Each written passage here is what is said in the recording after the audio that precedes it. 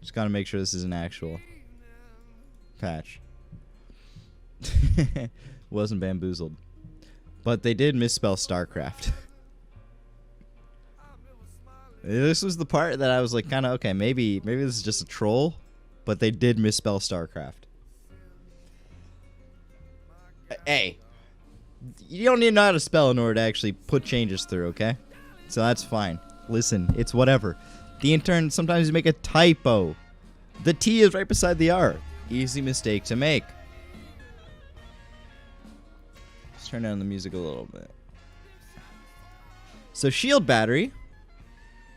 Energy reduced from 100 to 50 outside Nexus field. So this directly nerfs offensive shield batteries. Which is nice. I like that. It'll change a bit in PvP. Definitely will change a decent amount of stuff in PvP, I think. Because I see a lot of aggression. Like stalkers with a bunch of shield batteries early game. Could also go with the VOIDRAY. Like, this also nerfs the VOIDRAY build against Terran. The VOIDRAY opener. With proxy void and shield batteries. Cannon Rush, of course, against Zerg. Really, really nerfed. Not normal Cannon Rush. Only the shield battery variant where they would go Robo or Stargate. Actually, should I read this too? Intaro Adun. Nice. We are releasing a balance patch which was put together by our very own StarCraft 2 community. Over the past couple months, we have been working with various members of the community and tournament organizers to create a balance update for the game. We would like to recognize and acknowledge the members of the group for the upcoming changes you see below. So who are the members of the group? So we went over this one. This one just reduces the effectiveness of offensive shield batteries. Thank God. This is a defensive unit, or building. And even still, it's still going to be very strong as a defensive building. I would still say too strong because of overcharge. Dark Templar now have a 75-second attack delay after blink, which is nice, especially against Terran. Terran players will be able to deal with the blink DT run-bys against planetaries much easier. Maybe not much easier, but it will give them maybe like a little bit more time for mines to get off their shots before the base dying. So if they have Widow mines in the area or some sort of AoE, then they can potentially actually save a planetary now. Alright. So we're talking about the Queen nerf, right? I just had to look up the magenta super light for a second there. I want to take a look at it. Anyways. No longer transfuse off creep. At first you're like, whoa, what? Queen's not being able to transfuse off creep? That sucks. What do you mean? That's like part of our aggressive potential there. What's going on? Well, firstly, what are the situations where you're going to be transfusing off of creep anyways? You think of a couple. The first one is the very obvious one. Queen walks against VOIDRAY openers. Sky Toss openers.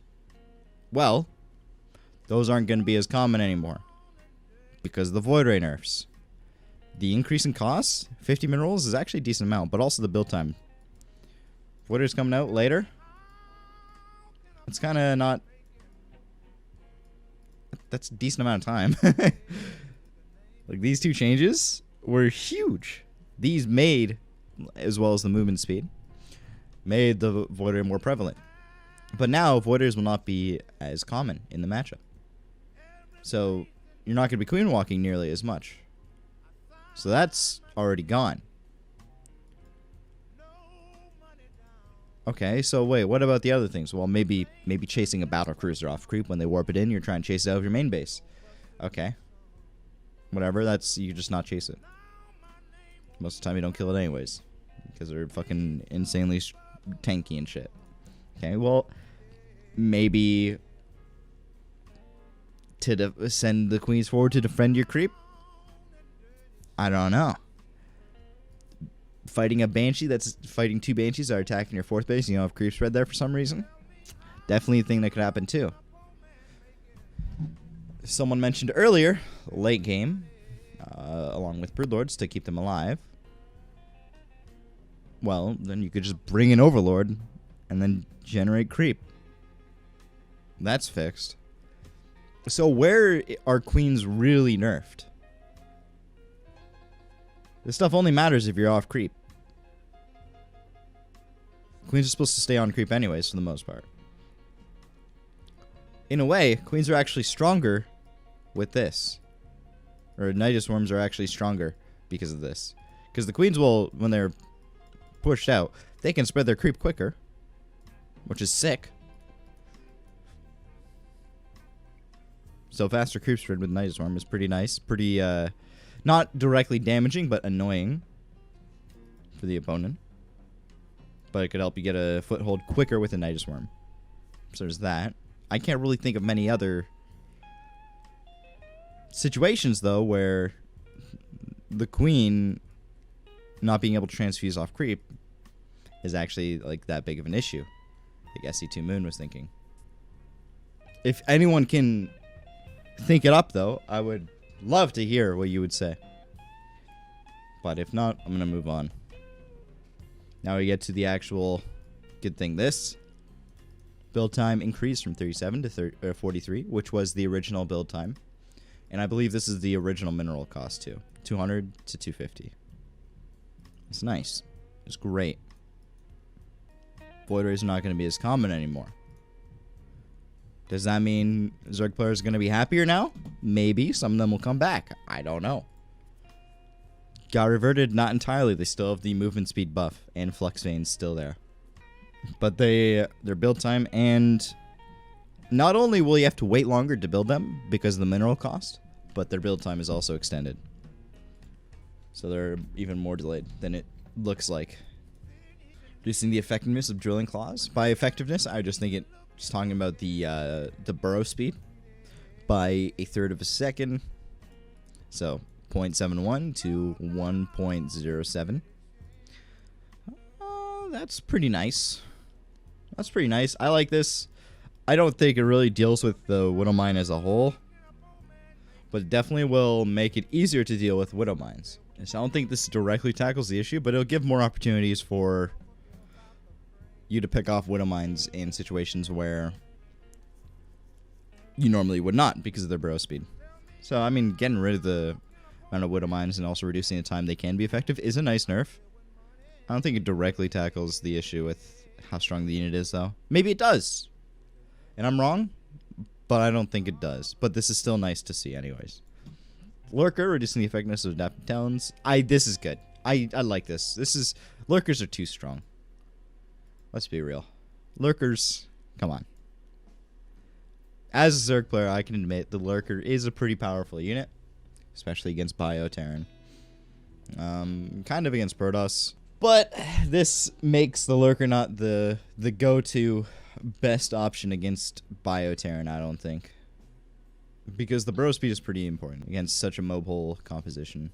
Am I experienced enough with the Lurker to actually say anything on this? I just think it's going to be worse against Bio. You'll be more committed with your engagements, I think, which is a good thing in StarCraft. You don't want high reward, low risk units. Against ground Protoss, you can still unburrow against disruptors. Wait, does this only affect burrow down time or unburrow? I think it's just burrow in time. Ooh. I'm not exactly sure then. Wait. That's a different way of looking at it. These patch notes are actually real. They may have misspelt StarCraft. Stark Taft. But this is a real patch on the website. Could just be a sick troll. Intern playing a joke on the community. But still, could actually be a patch. And then Nidus Worm, increase starting creep by 1 unit in each direction around the worm once it spawns. This is nice for delaying buildings, just being in general an annoyance. Good for queens with this nerf for the queen, so it'll increase. It's like a helping hand to help the queens through this tough time with this nerf. Queen Walks got super nerf, but they're not needed as much anymore, CD Bobo. Because the VOIDRAY's got nerfed. Right? And the reason that Queen Walks were a thing was because of these VOIDRAY openers. Now, this will actually be stronger. Mutas will be stronger because of this.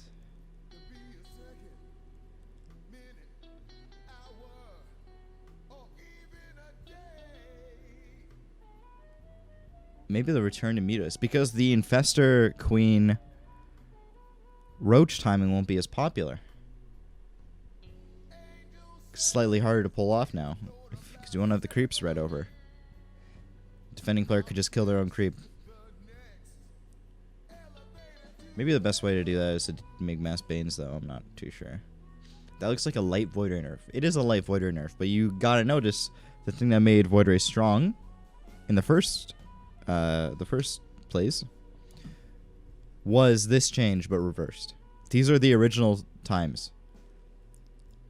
The original time was 43 seconds for build time and 250 minerals for cost. So not only is the VOIDRAY delayed, the first VOIDRAY in the game is going to be delayed by 6 seconds, which is a lot of time early game. But also, you got to wait the extra 50 minerals, so it's probably like more like 8 or 9 seconds, depending on your economy. This also reduces the strength of 2 Stargate VOIDRAY, more expensive. Also gets critical VOIDRAY numbers out slower, so they can't stay on 2 bases much. Shield battery spam is half as effective aggressively.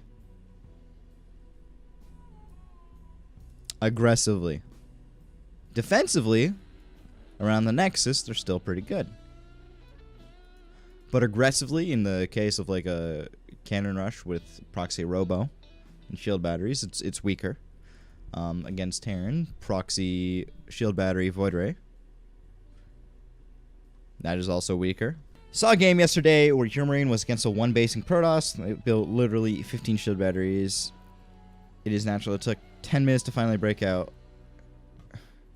Well, that would still work. I mean, yes, but kind of. So, yes and no. So, no, because the shielded batteries will have less energy to start with, which will make breaking out of there easier early on. So, it most likely would not get to that point where there are like 15 shield batteries. And he said Hero Marine was against a 1 basing Protoss, not he was 1 basing a Protoss. So I think you're thinking that he was attacking a Protoss that was defending. No, he's talking about a Protoss attacking him with the stuff in Hero Marine's natural. So they were not near Nexus at all.